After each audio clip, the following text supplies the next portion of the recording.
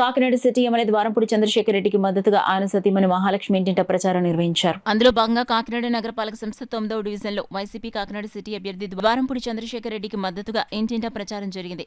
9వ division మాజీ corporator కంపర Bobby ఆధ్వర్యంలో జరిగిన ప్రచారంలో సిటీ ఎమ్మెల్యే చంద్రశేఖర్ రెడ్డి సతీమణి Mahalakshmi, YCP city president Sunkara Sivaprasanna Vidyasagar, 5వ డివిజన్ మాజీ కార్పొరేటర్ నల్లబెల్లి సుజాతలు ఇంటింటికి వెళ్లి వైఎస్ జగన్మోహన్ రెడ్డి అభివృద్ధి సంక్షేమ పథకాలను వివరించి 2 ఓట్లు ఫ్యాన్ గుర్తుపై వేసి ద్వారంపూడి చంద్రశేఖర్ రెడ్డి చలమలశెట్టి సునీల్లను అత్యధిక ఓట్ల మెజారిటీతో గెలిపించాలని కోరారు.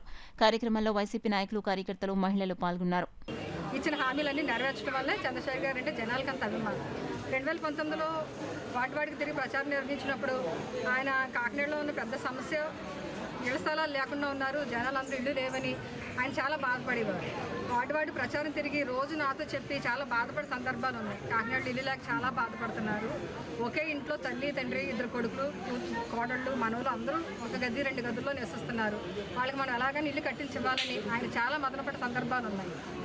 అదే మాట జగన్మోహన్ రెడ్డి గారితో చెప్పడం, జగన్మోహన్ రెడ్డి గారు వెంటనే ఇద్దాము చంద్ర అని చెప్పడం జరిగింది. దేవుడి దయ వల్ల చంద్రశేఖర్ గారు ఎమ్మెల్యేగా గెలిచారు. మా వైఎస్ఆర్ పార్టీ ప్రభుత్వం వచ్చింది.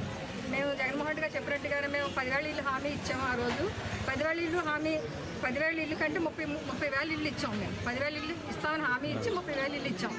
అది అలా ఇవ్వగలిగాము అంటే చంద్రశేఖర్ రెడ్డి గారి సంకల్పం మంచిదైతే అభిష్టాలు నెరవేరుతాయంటారు. ఆ రోజు 30,000 ఇల్లు ఇవ్వటం మాకు చాలా ఆనందంగా, నాకు సంతోషంగా ఉంది. ఏదైతే మేము ఫిల్లింగ్ చేయగలిగాం, స్థలాలు ఇవ్వగలిగాం, ఇల్లు కట్టించలేకపోయాం. ఎందుకంటే కరోనా వల్ల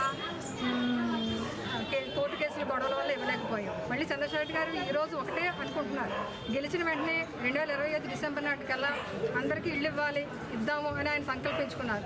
ఆయన సంకల్పం మంచిది, గొప్పది. కాబట్టి మళ్ళీ వచ్చి ప్రభుత్వం కూడా మాదే వస్తుంది. మేము తప్పకుండా 25 డిసెంబర్ నాటికల్లా అందరికీ ఇల్లు కట్టించిస్తామని ఈ సందర్భంగా నేను ధైర్యంగా చెప్పగలను.